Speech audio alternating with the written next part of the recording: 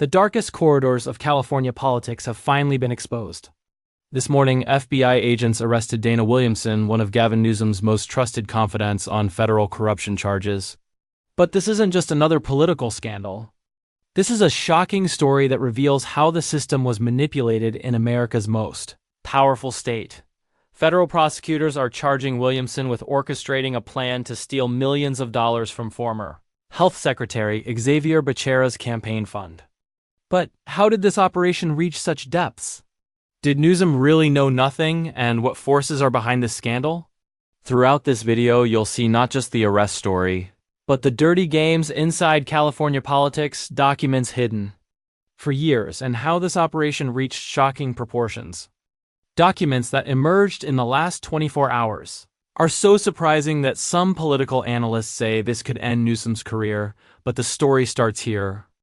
Monday morning at 6:30 a.m., Dana Williamson's world collapsed when she saw FBI agents at her door at the luxury residential complex in Sacramento.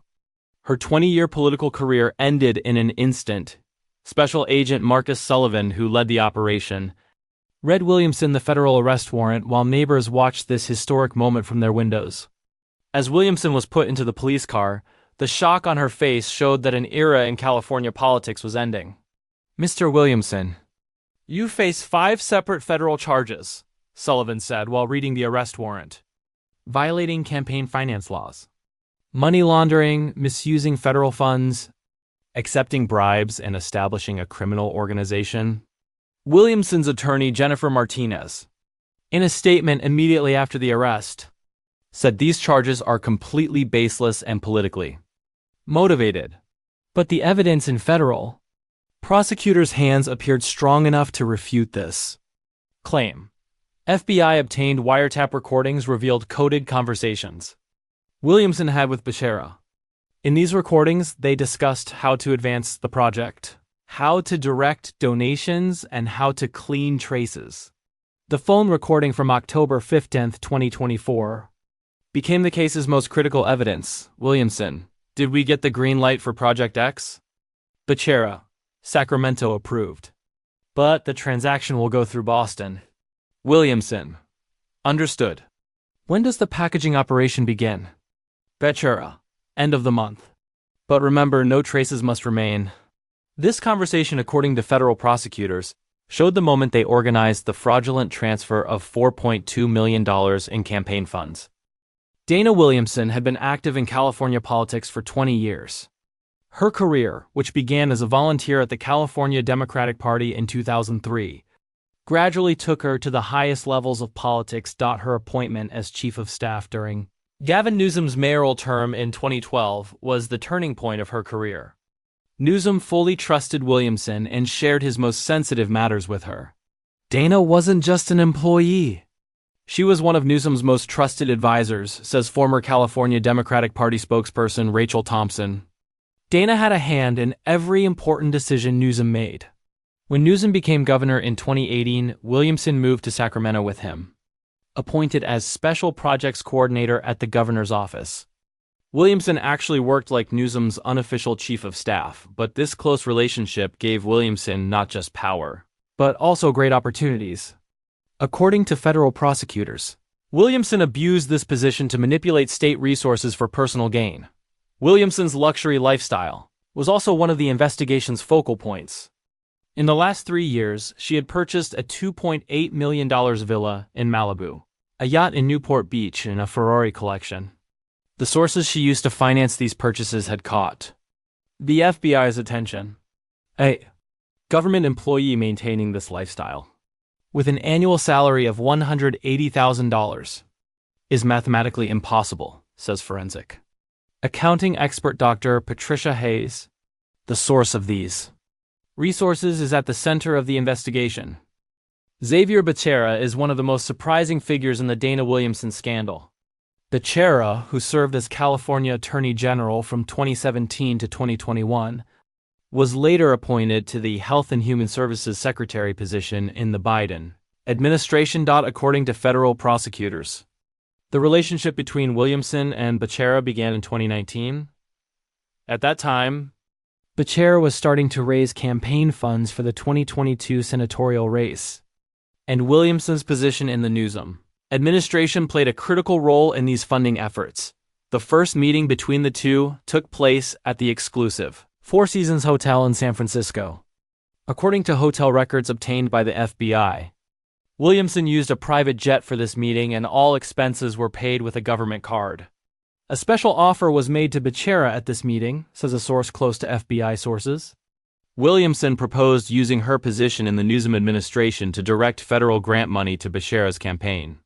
The plan was extremely sophisticated and multi-layered. Williamson would apply for federal grants for various programs under the California Department of Health Services. Obtain these grants, then transfer part of this money to shell companies under consulting fees and administrative costs. These shell companies would then send the money as donations to Becerra's campaign. For the system to work, Williamson established a fake consulting company called Pacific Consulting Group based in Boston.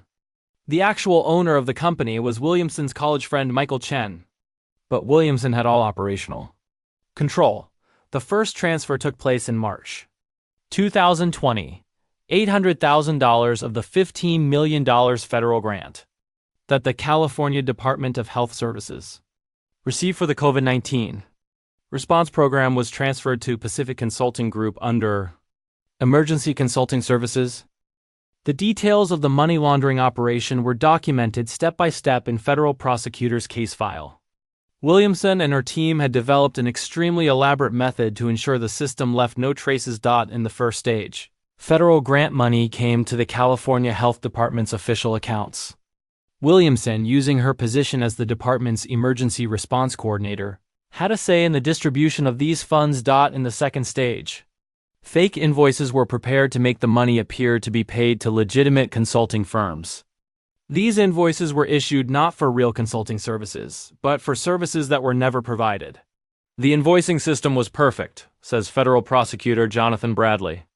Every invoice referred to a real government project, but the work done was completely fabricated. In the third stage, money was transferred from consulting companies to Becerra's campaign fund as political contributions. These transfers were divided into small amounts and made on different dates to avoid exceeding federal campaign finance limits. In the fourth and final stage, some was also transferred to Williamson's personal accounts under management fees. This money was used to finance Williamson's luxury lifestyle. The most surprising detail was that the operation used blockchain technology. Williamson had also brought cryptocurrency into play to make money transfers outside the traditional banking system. Dana was extremely proficient in technology, says former California Department of Technology employee Sarah Kim. Blockchain transactions are much harder to trace than traditional banking. This was one of the main reasons the operation remained secret for so long. Transfers made through Bitcoin and Ethereum reached a total of $1.8 million. These cryptocurrencies were then converted to traditional currency on overseas exchanges and re-entered the U.S. banking system through Delaware-based shell companies. Gavin Newsom's role in this scandal is one of the investigation's most controversial aspects. Federal prosecutors have not made a direct charge against Newsom so far, but the evidence they have obtained casts doubt on the claim that Newsom was completely unaware. Email records obtained by the FBI show that Williamson held regular briefings with Newsom and presented detailed reports about special projects. What exactly was discussed in these briefings is not yet clear, but federal investigators are closely analyzing these communications. The email from November 22, 2021, raises serious questions about Newsom's level of knowledge. From Williamson to Newsom, Special Project Phase 2 completed successfully. Boston connection secured. Ready for next-level implementation. From Newsom to Williamson, excellent work. Continue with discretion. Schedule private briefing for details. This email exchange suggests that Newsom was at least aware of the existence of special projects. The Boston connections reference may indicate Pacific Consulting Group's operations in Massachusetts. Newsom's legal team claims the governor's complete innocence. Governor Newsom was completely unaware of Dana Williamson's personal activities, says Newsom's chief legal counsel Margaret Foster. Williamson conducted these illegal activities by abusing the governor's trust. But political analysts think this explanation is not credible. Williamson was a core member of Newsom's inner circle, says UC Berkeley political science professor Dr. James Morrison. Conducting a $4.2 million operation without the governor's knowledge is extremely unlikely. According to FBI sources, the investigation is currently examining Newsom's personal communications. If direct evidence is found, charges could extend to the governor as well. Public opinion polls show that 67% of California voters don't believe Newsom is completely innocent. This situation poses a major risk for Newsom's 2026 re-election campaign. The FBI's Operation Golden State investigation began in early 2022 when financial irregularities were noticed. During the California State Auditor's routine examination, unusual patterns were discovered in the Department of Health Services federal grant utilization. There were major red flags in pattern recognition, says former FBI financial crimes investigator Robert Martinez. Repeated large payments to the same consulting firms, questionable invoicing, and documentation gaps. These were classic indicators of an organized scheme. The FBI initially began working in coordination with the California State Auditor. The Joint Task Force comprehensively reviewed the Department of Health Services financial records for the last 3 years. The first breakthrough came with the detailed investigation of Pacific Consulting Group. It was discovered that the company was registered in Massachusetts, but actual operations were conducted in California. This interstate dimension moved the case to federal jurisdiction. The most critical part of the undercover operation was FBI agents infiltrating Williamson's network as business associates. Agent Sarah Chun entered the consulting business with an artificial identity and established direct contact with Williamson. Sarah's performance was perfect, says Special Agent Marcus Sullivan, who supervised the operation. Williamson completely trusted her and freely shared operational details. Obtaining wiretap authorization was a major milestone in the investigation.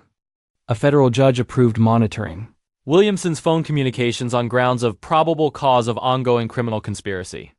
During an 18-month surveillance period, a total of 2,847 phone conversations were recorded. 156 of these conversations were directly related to criminal activities and formed the core evidence for prosecution. The digital forensics team analyzed Williamson's computer systems and recovered deleted files. Among these files was complete documentation of an operation code named Project Phoenix. Project Phoenix documents detailed every stage of the scheme from original planning to implementation. The most shocking discovery was that the operation planned to transfer funds, not only to Becerra but to multiple political candidates. The FBI analysis of Xavier Becerra's campaign finance records fully revealed the scope of the money laundering scheme. During the 2020 to 2022 period, Becerra's campaign fund received $3.2 million in suspicious donations. Pattern analysis of these donations revealed a clear correlation. Exactly 30 to 45 days after every major federal grant transfer, Becerra's campaign received donations of similar amounts. This timing proved the systematic nature of the scheme. The largest single transfer took place in September 2021. Immediately after the California Health Department received an $8.5 million grant for the Community Health Initiative. Becerra's campaign received a donation wave of $680,000. Mathematics don't lie, says forensic accountant Patricia Hayes. This level of correlation cannot be coincidence. This is clear evidence of coordinated criminal activity. Becerra's campaign manager Lisa Rodriguez in the FBI's initial questioning claimed the donations were legitimate. All donations complied with federal regulations and were supported with proper documentation, she said, but the FBI's deeper investigation exposed the behind-the-scenes coordination of these donations. Email records showed that Rodriguez was in regular communication with Williamson and received specific instructions for donation timing. The particularly revealing email exchange was, "From Rodriguez to Williamson, October wave ready for processing. Need confirmation on amounts and timing. From Williamson to Rodriguez, green light. Distribute over 3 weeks. Nothing above 25K individual. Maintain plausible diversity. This communication clearly demonstrated that donation amounts and timing were pre-planned. Campaign finance law experts note that this evidence creates major legal jeopardy for Becerra. Even if Becerra was personally unaware, the campaign's knowing participation is a federal crime, says Georgetown law professor Dr. Michael Stevens. The FBI investigation uncovered Williamson's sophisticated shell company network. Beyond the primary front company, Pacific Consulting Group, a total of 7 interconnected company structures were discovered. These companies were strategically established in different states: Delaware, Nevada, Wyoming, and Montana. Each state provided different legal advantages. Delaware minimal disclosure requirements, Nevada tax benefits, Wyoming privacy protection, Montana regulatory flexibility. The network's organizational chart showed a complex web of ownership. Pacific Consulting Group's parent company was Goldwater Holdings, Delaware, whose parent was Mountain View Enterprises, Wyoming. This structure hid actual ownership behind multiple layers. This level of sophistication requires professional guidance, says corporate law specialist Janet Miller. Williamson must have received specialized legal advice to design this structure. The investigation revealed Williamson's close relationship with high-profile corporate attorney David Chun, brother of Pacific Consulting Group founder. Chun was a senior partner at Chun and Associates, a boutique firm specialized in Delaware corporate law. Chun's billing records showed he provided extensive legal services for Williamson during the 2019 to 2021 period. Services included corporate structuring, interstate compliance, and asset protection planning. Each shell company maintained minimal actual operations to maintain a legitimate business facade. Pacific Consulting Group provided small-scale marketing services. Goldwater Holdings operated as a real estate investment company. Mountain View Enterprises was registered as a technology consulting firm. These facade operations gave companies the opportunity to establish legitimate banking relationships and credit histories. Financial institutions classified the companies as legitimate businesses in surface-level due diligence. The most sophisticated aspect was that movement of funds between companies mimicked legitimate business transactions. Designations like consulting fees, licensing payments, equipment purchases were used to make money flow resemble normal business operations. The investigation's most unexpected discovery was the operation's cryptocurrency components.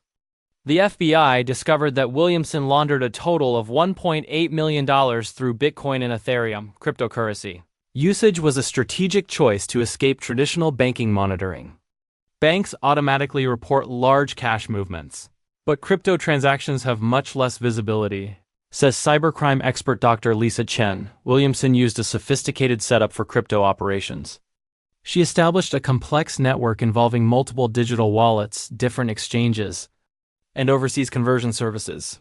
Initial crypto conversions were made through domestic exchanges Coinbase and Kraken. But for larger amounts, overseas platforms Binance and KuCoin were used. These platforms had less stringent U.S. reporting requirements. The FBI's blockchain analysis traced the movement patterns of funds.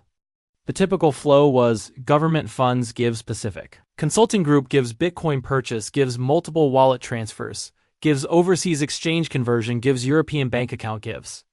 Shell company transfer gives U.S. re-entry. This process involved 8 to 12 different transactions to obscure the origin of funds. Each transaction blurs the connection with the previous transaction, says blockchain forensics specialist Michael Thompson. But complete elimination is impossible. Every blockchain transaction creates a permanent record. The FBI's cryptocurrency expertise had the capability to reconstruct these records. Using special software, they could follow transaction chains and establish direct connections to Williamson's accounts. The most incriminating evidence was memo notes found in Williamson's personal crypto wallet. These notes described transaction purposes: B. Campaign transfer, personal allocation, reinvestment fund. The political ramifications of the Dana Williamson scandal are fundamentally reshaping the California political landscape. The immediate impact casts a major shadow over the Democratic Party's credibility. Governor Newsom's approval ratings fell 23% after the scandal became public. Latest polling shows Newsom's approval rate has declined to 41%, the lowest level of his gubernatorial career. This scandal has seriously damaged Newsom's 2026 re-election chances, says political analyst Jennifer Martinez. Voters show no tolerance for corruption, and Newsom's clean government brand is permanently tarnished. Republican challengers have already begun 2026 campaign positioning. Former San Diego Mayor Kevin Faulconer is emerging as an early frontrunner. Californians deserve better than corruption and cronyism, Faulconer said at a recent campaign event. Democratic Party leadership is in damage control mode. State Party Chair Jessica Patterson released a statement. Dana Williamson's alleged actions do not represent our party's values. We support full investigation and accountability. Federal implications are also significant. Becerra's Health and Human Services Secretary position is in serious jeopardy. Republican Congress members have already started calling for resignation. Senate Minority Leader Mitch McConnell said in a statement, "The American people deserve an HHS secretary who is above reproach." These serious allegations require immediate investigation. The Biden administration initially expressed support for Becerra, but political pressure is increasing. White House sources are privately expressing concern and monitoring the situation closely. Legal experts are analyzing Williamson's defense options against federal charges. Case strength is overwhelmingly in the prosecution's favor. The documentary evidence is very comprehensive, says former federal prosecutor Sarah Johnson. Wiretap recordings, financial records, digital evidence, it poses a major challenge for the defense. Williamson's defense team is exploring an entrapment defense. They plan to argue that the FBI's undercover operations induced Williamson to engage in illegal activities, but legal experts note that the success chances of this defense strategy are low. An entrapment defense requires that the agent persuaded the defendant to commit a crime they were previously unwilling to commit, says criminal law professor Dr. Robert Chen. Evidence suggests Williamson was already running a criminal enterprise. Williamson has begun plea negotiations for a cooperation agreement. Federal prosecutors may consider reduced sentencing in exchange for Williamson's testimony against higher-level officials. A cooperation deal could be beneficial for both sides, says defense attorney Michael Rodriguez. Williamson could reduce prison time, prosecutors could reach bigger targets. Becerra's legal team is pursuing a different strategy. Deniability defense. They claim Becerra was deliberately detached from campaign operations. Cabinet officials are expected to be insulated from campaign details, says Becerra's attorney David Foster. Secretary Becerra was not aware of campaign staff's day-to-day activities.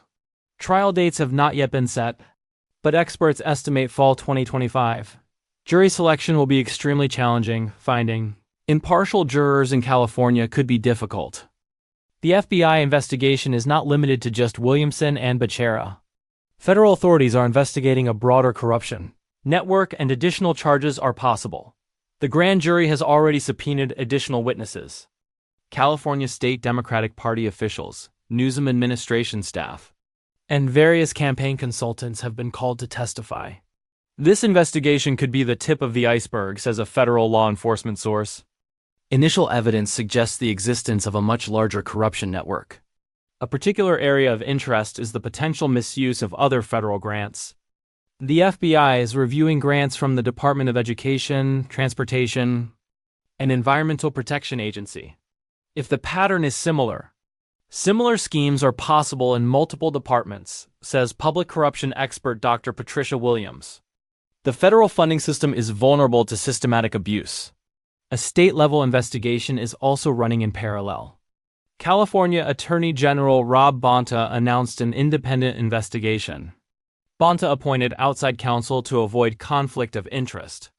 Comprehensive investigation is essential to restore public trust, Bonta said at a press conference. No stone will be left unturned. The IRS Criminal Investigation Division has also declared involvement. Tax evasion charges pose a potential additional layer. The scandal's media coverage is at an unprecedented level in California politics. Major news networks are providing continuous coverage, and the story is attracting national attention, CNN's investigative team obtained additional documents. Anderson Cooper's special report presented a detailed timeline of the operation and revealed new evidence. "This level of corruption is shocking but not surprising," Cooper said on his program. "It's the natural consequence of power concentration and the failure of accountability mechanisms."